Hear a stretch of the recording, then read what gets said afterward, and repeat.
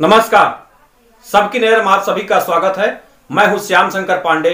आप देख रहे हैं सबकी नज़र समाचार। आइए ले चलते हैं आपको समाचार की ओर। उत्तर प्रदेश जनपद जौनपुर के प्रयागराज से सुजानगंज बदलापुर जाने वाले मार्ग पर मोगरा बादशाहपुर से आगे रायपुर में यह जो आप देख रहे हैं, यह पीडब्ल्यूडी द्वारा रोड को चौड़ा करने के लिए पुल को तोड़ा जा रहा है और बगल से एक टेम्परेरी मार्ग बनाया गया है जो मानक को दरकिनार करके बनाया गया है, जिसका नतीजा है कि आने जाने वाली गाड़ियां धंस रही हैं, जिससे आवागमन बाधित हो रहा है। क्षेत्र के समाज सेवी दिग्विजय सिंह ने कहा कि ठेकेदार की मनमानी की वजह से पुल के बगल बनाया गया मार्ग कभी भी धंस सकता है। उन्होंने कहा कि इस संबंध में मैंने जिलाधिकारी जौनपुर से गत दिनों शिकायत भी किया, लेकिन अभी तक बगल से बनाया गया मार्ग को सही नहीं किया गया। दिग्विजय सिंह ने कहा कि मानक को दरकिनार करके पुल के बगल से बनाया हुआ मार्ग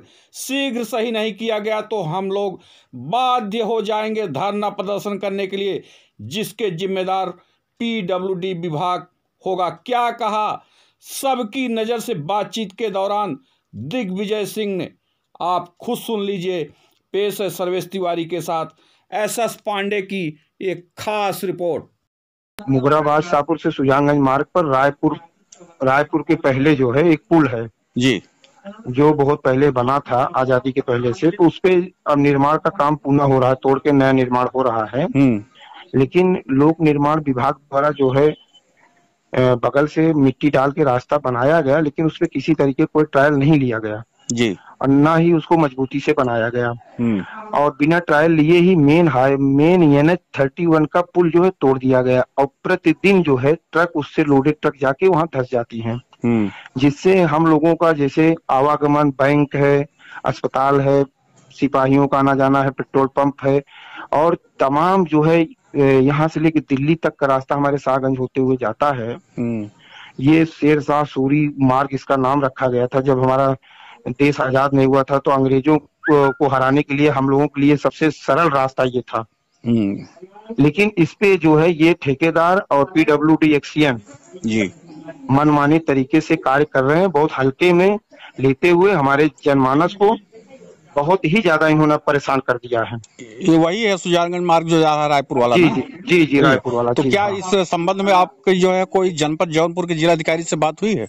जी, जिलाधिकारी से हमने बात किया था। महोदय ने कहा था, जिलाधिकारी महोदय ने, कि गलती हो गई है, मैं एक्सीएन से बोलता हूँ। लेकिन आज 2 दिनों बाद फिर रास्ता सुबह ब्लॉक हो गया था।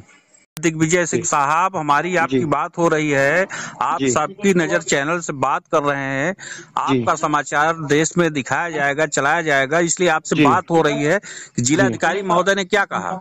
जिलाधिकारी महोदय ने कहा था कि ये गलती हो गई है उनसे, लोक निर्माण विभाग से, मैं उसको दिखवाता हूँ। हाँ। लेकिन पुनः जो है आज मॉर्निंग में वहाँ ट्रक धंस गई, जिसकी वजह से जनमानस में इतनी दिक्कत हुई कि लोग सरायबेका, पवारा और मड़वा, दखनिया होते हुए भी नहीं जा पा रहे हैं। मतलब आवागमन पूरा बाधित हो चुका है और खतरा भी बना हुआ है। खतरा बना हुआ है और एक डर का माहौल रहता है कि वहां हम पहुंचे, ऐसा हो रास्ता ब्लॉक हो। और किसी तरीके का इनका कोई प्रतिनिधि नहीं है, न लोक निर्माण का कोई कर्मचारी वहां है, न ठेकेदार का वहां कोई प्रतिनिधि है। मैं स्वयं गया था वहां, जेसीबी केवल तोड़ रही, वो कह रहा था भैया हम नहीं जानते। इस तरीके से वो जवाब बात कर रहे हैं।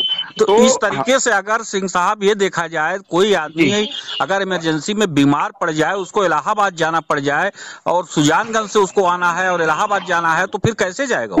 महोदय, इस संबंध में मैं चौकी इंचार्ज ब्रजेश कुमार गुप्ता से 4 बार बात कर चुका हूं। आप पूछेंगे, वो बताएंगे दिग्विजय सिंह फोन किए थे और चौकी इंचार्ज का कहना है कि इतना मनबड़ ठेकेदार है कि मेरा भी कहा नहीं सुन रहा है। चौकी इंचार्ज ने यहाँ तक कहा कि आप लोग लिख के दीजिए, मैं मुकदमा दर्ज कर दूं। जी। और ये वहां मैं साइट पे गया, ठेकेदार का नाम कुछ पता है आपको? ठेकेदार ये हैं कोई सिंह साहब हैं, ये समाजगंज के हैं।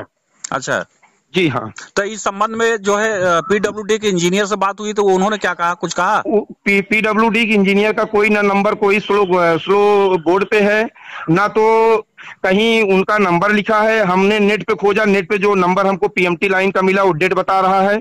तभी मैं डीएम साहब से बात किया था। इतने अच्छे जिलाधिकारी आए हुए हैं कि तत्काल समाधान होता है, लेकिन आप जैसे बता रहे हैं कि मतलब कल आपने बात किया, 2-3 दिन बीत गया, अभी तक कोई समाधान नहीं हुआ। परसों नरसों रात में बात किया था मैं, 9 बजे जिलाधिकारी ने फोन किया था, कोई समाधान जिलाधिकारी महोदय की तरफ से नहीं हो पाया। सर देखिए, जिलाधिकारी महोदय ने कहा था कि जो है हम एक्शन को बोलते हैं। अब इतने अच्छे पद पर हैं, इतना ज्यादा लोड है कि मैं उनको कितनी बार फोन करूं। हमारे यहाँ जितने जनप्रतिनिधि तो हैं जैसे कान में तेल डाले हुए बैठे हैं, उनसे कोई मतलब ही नहीं है। जनता क्यों परेशान हो रही है? तो जिलाधिकारी के कहने पर अगर मान लीजिए एक्सीएन को उन्होंने बोल दिया, जिलाधिकारी महोदय ने, जिलाधिकारी जी के कहने पर एक्सीएन साहब को उस पर तत्काल एक्शन लेना चाहिए ना। क्यों लेंगे एक्शन? उनको कोई डर भय नहीं, उनको ये पता नहीं कि योगी सरकार चल रही है, उनको ये पता नहीं है। उनको तब पता होगा जब उनके ऊपर गाज गिरेगी। और अगर अब पुल धसा, आपके चैनल के माध्यम से मैं कहना चाहता हूं, अगर अब रास्ता बंद हुआ तो हम लोग जाम लगाएंगे, जिसकी पूरी जिम्मेदारी लोक निर्माण विभाग की और डीएम साहब की होगी। जी जी हाँ, इसको आप जरूर दिखाइएगा। हम टैक्स देते हैं, हम टैक्स देते हैं, हम गांव रफ्ते पर अपनी गाड़ी नहीं ले जाएंगे। हम टैक्स देते हैं, समय पे सारी चीजें देते हैं, हमको सुविधाएं मिलनी चाहिए। अगर सुविधाएं हमारी खराब की जा रही है तो उनको उसके पहले कोई सुविधा देनी चाहिए। जी जी जी जी, सही कह रहे हैं आप, सही कह रहे हैं। मान लीजिए कोई घटना घट गई, बैंक लूट गई, कोई पेट्रोल टंकी लूट लिया, कोई एक्सीडेंट हो गया, तो आदमी तो रास्ते में सारी चीजें कहानी खत्म हो जाएगी। जी जी जी जी, कान में तेले डाले बैठा, वो एक्सीएन की सारी गलती है, उसी का जवाबदेही बननी चाहिए बस। जी जी, सबके से बात करने के लिए आपका बहुत बहुत धन्यवाद। Thank you.